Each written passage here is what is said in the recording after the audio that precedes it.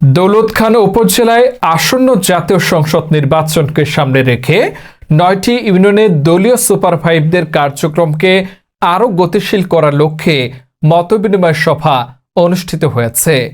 বিশেষ প্রতিনিধি রিয়াজুস সালেকিন বাদশাহ জানান, ১৮ সেপ্টেম্বর সন্ধ্যা ৭ ঘটিকায় উপজেলা বিএনপির দলীয় কার্যালয়ে ফারুক হোসেন তালুকদারের সভাপতিত্বে যুবদল নেতা মুন্সি জহিরুল ইসলামের সঞ্চালনায় প্রধান অতিথির আসন অলংকৃত করেন বিএনপির কেন্দ্রীয় নির্বাহী কমিটির অন্যতম সদস্য বুরহানুদ্দিন দৌলত খানের মাটি ও মানুষের নেতা আলহাজ হাফেজ ইব্রাহিম।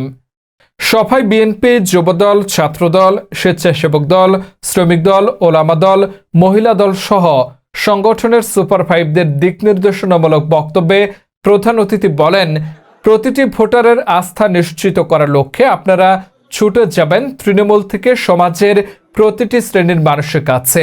গ্রামে গ্রামে সাংগঠনিক কাঠামোকে আরও মজবুত করতে হবে।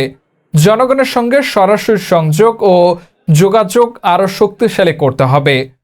নারী এবং তরুণ ভোটারদের অংশগ্রহণ নিশ্চিত করতে হবে। তিনি বলেন, মানুষের সেবায় নিয়োজিত থাকাটাই রাজনীতি। মওদুদি ইসলাম জামায়াত শিবির দেশে অস্থিতিশীল পরিস্থিতি করতে চায়, জনগণ বিশৃঙ্খলা চায় না। আসন্ন জাতীয় সংসদ নির্বাচনে ধানের শেষে ভোট দেওয়ার জন্য দৌলত খানের মানুষ অধিক আগ্রহে অপেক্ষা করছে।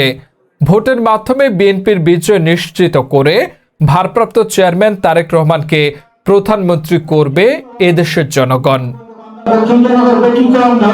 অনুষ্ঠান করেছি, কিন্তু আমরা পাই নাই। ইসলামের নামে বিভিন্ন অপবাদ, বিভিন্ন অবস্থান থেকে তাদেরকে ইসলামিক দল দাবি করে, কিন্তু আদতে তারা ইসলামিক দল না, যেটা ইতিপূর্বে আমাদের প্রাণ প্রিয়তা সামিতি বেন সাহেব বলে গিয়েছেন।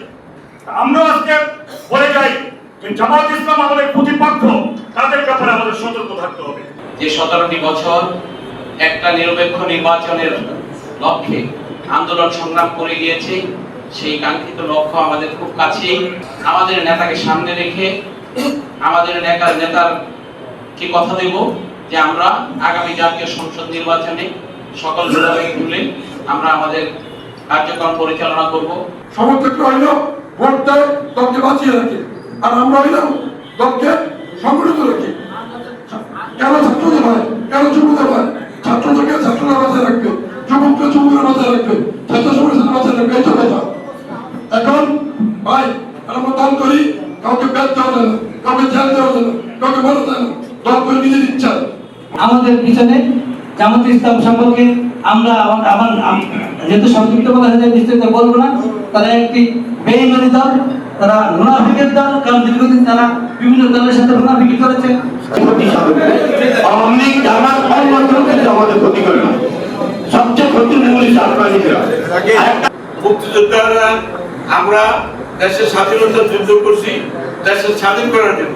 এই জামাত ইসলাম এরা সেদিন পাকিস্তানের সাথে তারা ষড়যন্ত্র করে আমাদের স্বাধীনতার পক্ষে তারা ছিল না, তারা স্বাধীনতার বিপক্ষে অবস্থান নিয়ে আমাদের মা বোনদেরকে ধর্ষণ করেছে, হত্যা করেছে, আমাদের ভাইদেরকে তারা হত্যা করেছে। তারা রাজাকার আল-বদর আল-শামস তাদের থেকে গঠন হয়েছে, তারা এই দেশের বুদ্ধিজীবীদেরকে হত্যা করছে। এই কথাগুলি আমাদেরকে মিটিংয়ে মিছিলে আমাদেরকে তুলে ধরতে হবে, বলতে হবে।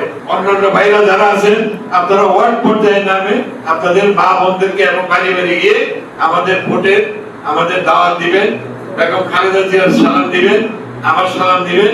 সালাম দিয়ে আমাদেরকে কুলে উঠতে হবে, ভোট দিতে হবে, আল্লাহর নামে বিজয়ী হয়ে এলাকার উন্নয়ন করতে হবে, ব্রিজ করতে হবে, কালভার্ট করতে হবে, রাস্তাগুলি নষ্ট হয়ে গেছে নতুন করে নির্মাণ করতে হবে, জলগুলি নদীতে আমাদের জমি ভেঙে গেছে, খরচ দেন করে আবার নদীর থেকে চল জায়গায় জমি জায়গায় উঠাইতে হবে।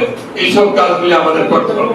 আমি সবসময় যখন এমপি ছিলাম তখন আমি বলতাম যে ভাই আমি কিন্তু শেষ এমপি না, আমার পরে আরো এমপি আসবে, তখন তোমরা আমি হাফিজ ইব্রাহিম কি করছি তোমরা সেটাকে তখন কম্পেয়ার করতে পারবে।